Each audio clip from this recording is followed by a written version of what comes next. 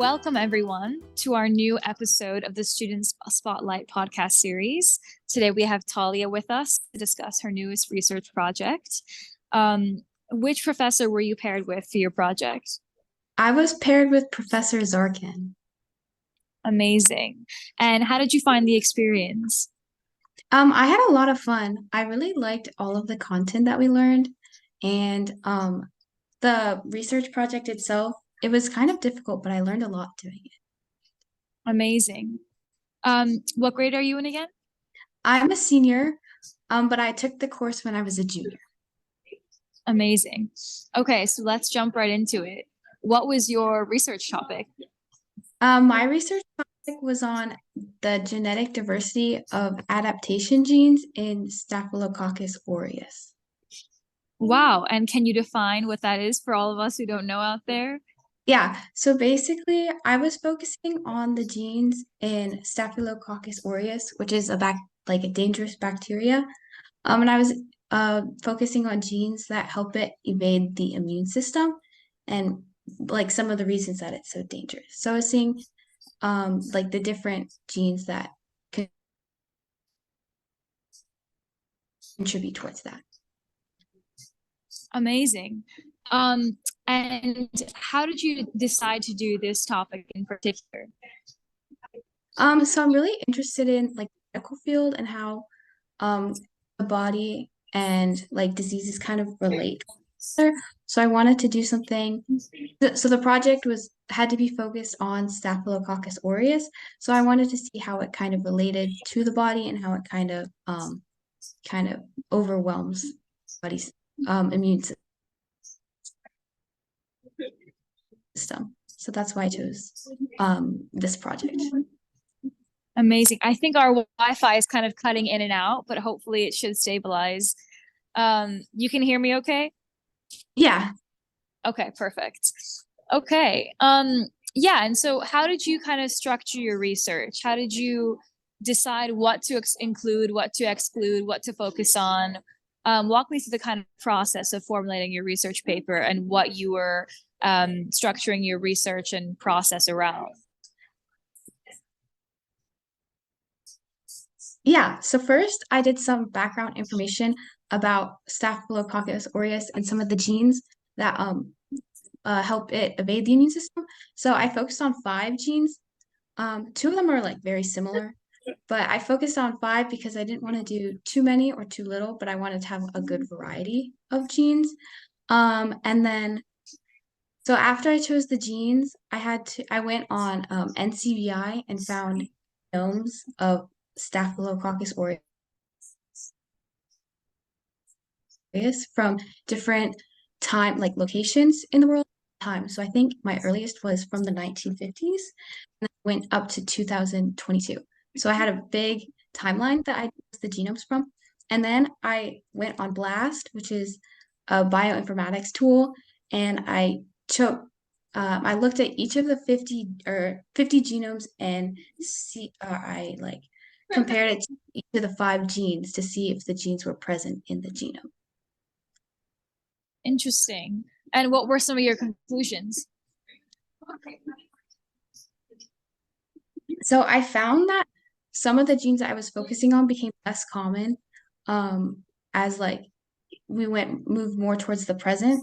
So that could mean that there is more gene or like new genes that are coming up instead of the 5 that I focused on that contribute to Staph aureus's ability to infect. And then I also found that different countries had different genes that were more common, but overall there was still like most of the countries had at least 3 of the genes. And each country had a lot of genetic diversity, but they were just a little bit varied. But it was still pretty it was still similar among the countries. It was just they all had different genetic diversity. Interesting. And is that due to just physical factors like nationality, race, things like this? Or is it due to, do you think, different types of bacteria being present in those different countries? Why do we find different genes, I'm not genomes in different sure. I countries? think I'm not sure. It could be based on the nationality or just the location of the country and continent. So, for example, countries in Europe tended to have more genetic diversity compared to Australia. It could just be due to the location because Europe is in more proximity to more different nationalities compared to Australia since it's an island. So I think that could be a contributor to the lack of genetic diversity in Australia compared to Europe. That is really interesting. And how did you kind of I'm gonna butcher the pronunciation of this what is it again? Your bacteria? Um, Staphylococcus aureus, but sometimes you can just shorten it to Staph aureus. Right, Staph aureus, let's call it. Okay. So how did you link this bacteria to your genetic diversity findings? What are some of the conclusions that you drew in the context of your chosen bacteria and the studies of over different nationalities? What does this mean for us, for society? What are the kind of consequences of your findings, let's say? So Staph aureus is one, it's like a very common bacteria, especially it can become resistant to many antibiotics. So it turns into MRSA when it becomes resistant to, for example, it's methicillin resistant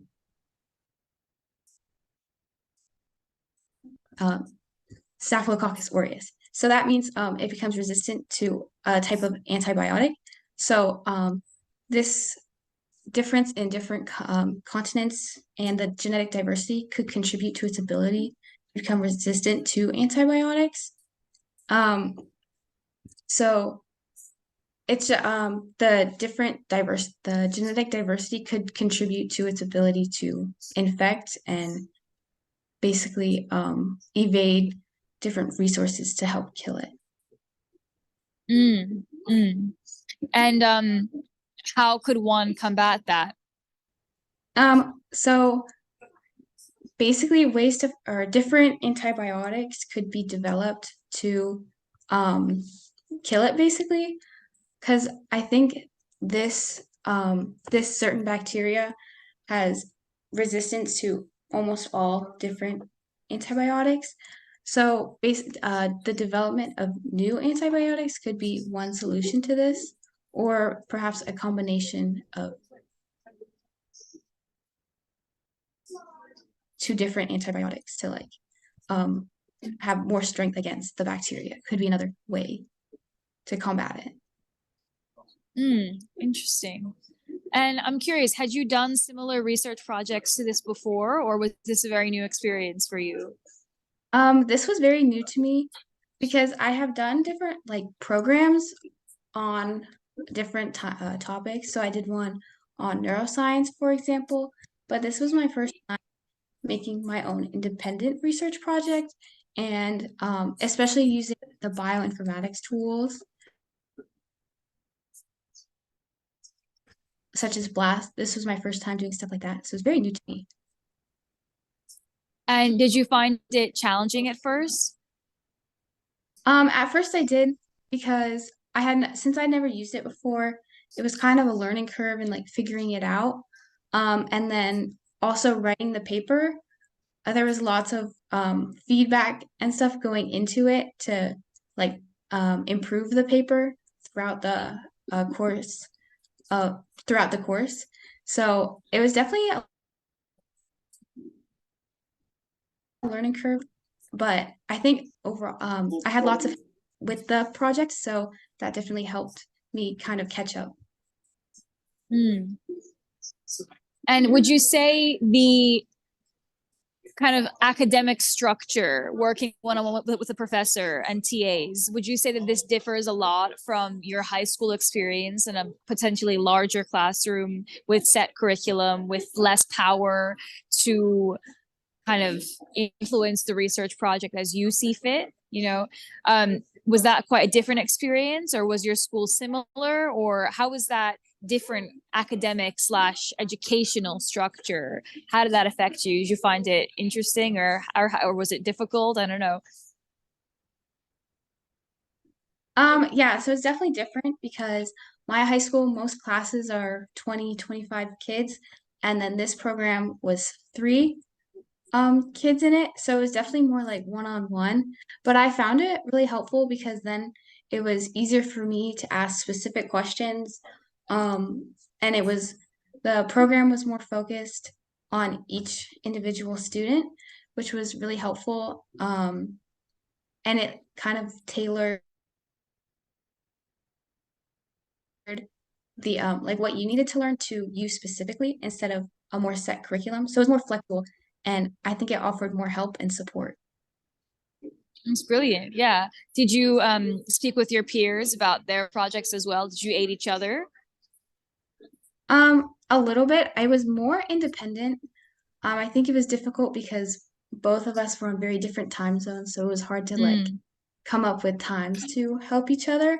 Um, but during our TA sessions, we were able to get some feedback,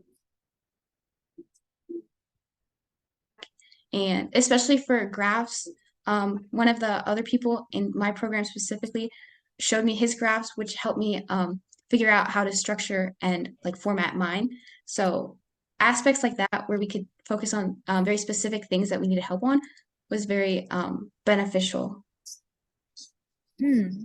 Would you say that this program may have like prepared you for undertaking similar research projects in the future once you do go to university? Do you feel more at ease with this very different educational structure, I guess you would say? Would you feel more comfortable now and more confident?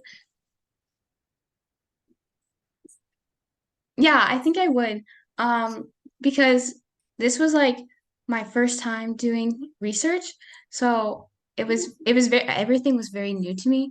But once I go to college, I think I definitely do want to do research in college. So once I get a research opportunity, I think I'll definitely be more comfortable and more like I guess able to put like have more contribution to it.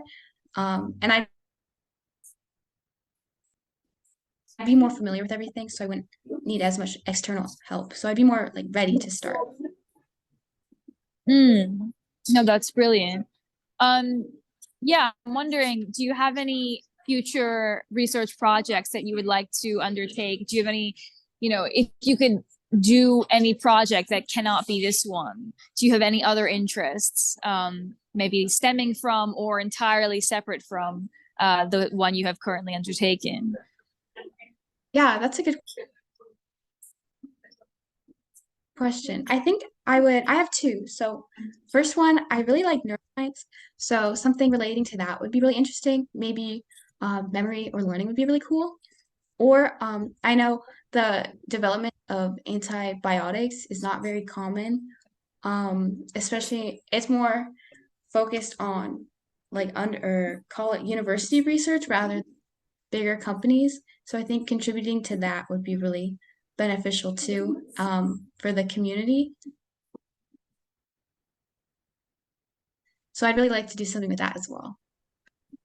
Hmm. Kind of like going into the pharmaceutical field, medicine, even. Yeah, exactly. Hmm. That's brilliant. That's brilliant. Would you do similar research regarding the platforms you've currently used, like Blast and kind of the more analytical, like graph side of things? Or do you think you might use computer science and actual samples that, have been used in past research by other scientists? Or how would you go about structuring your future research? I'm just wondering.